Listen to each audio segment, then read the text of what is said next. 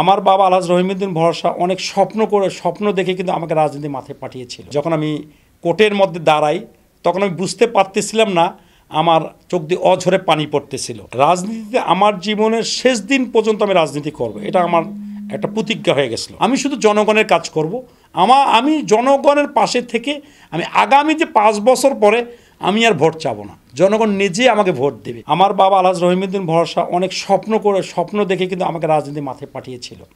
আমার কাছে মাঝে মাঝে মনে হয় যে আমি বুঝি ফ্যামিলির ক্ষতি করে ফেললাম, কারণ আমার কারণে আমার ভাইরা কিন্তু, আমরা সবাই ব্যবসায়ী ভাই, আমার বড় ভাইরা ব্যবসায়ী, আমার মেজো ভাই ব্যবসায়ী, আমার ছোট ভাইরা ব্যবসায়ী, আমি ব্যবসায়ী, আমরা কম বেশি আমার বাবা অনেক কষ্ট করে শিল্প প্রতিষ্ঠান গড়ে তুলছে।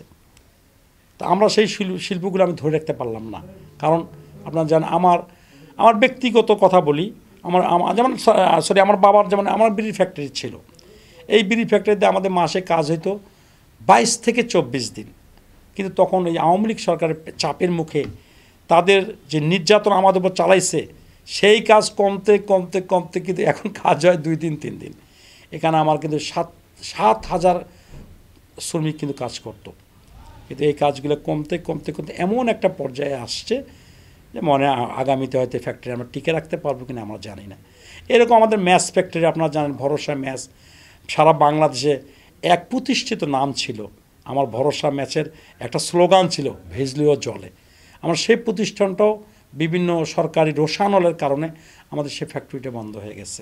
Double million offer, Walton fridge কিনে পেতে পারেন 20 লক্ষ টাকা, রয়েছে কোটি টাকার নিশ্চিত উপহার।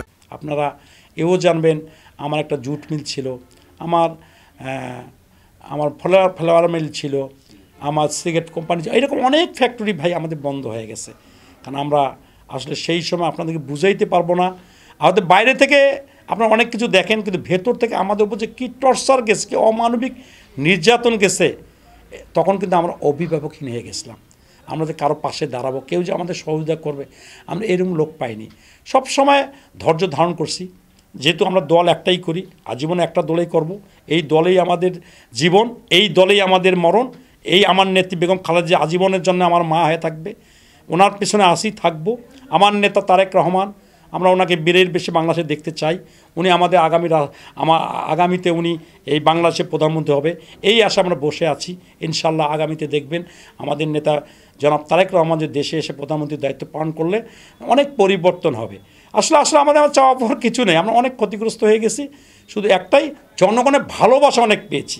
আমাদের এত কিছু ক্ষতি হয়েছে, কিন্তু জনগণের ভালোবাসা ডে বাই ডে ডেইলি বাড়ছে, কমে নাই। এই যখন আমরা জনগণের সঙ্গে আমরা বসি, কথাবার্তা বলি, তখন এই যে আমাদের এত কিছু যে ক্ষতি হয়ে গেছে আমরা তখন ভুলে যাই। তখন নিজেকে আমরা সফল মনে করি যে না, আমরা সফল, আমরা জনগণের সঙ্গে থাকতে পেরেছি।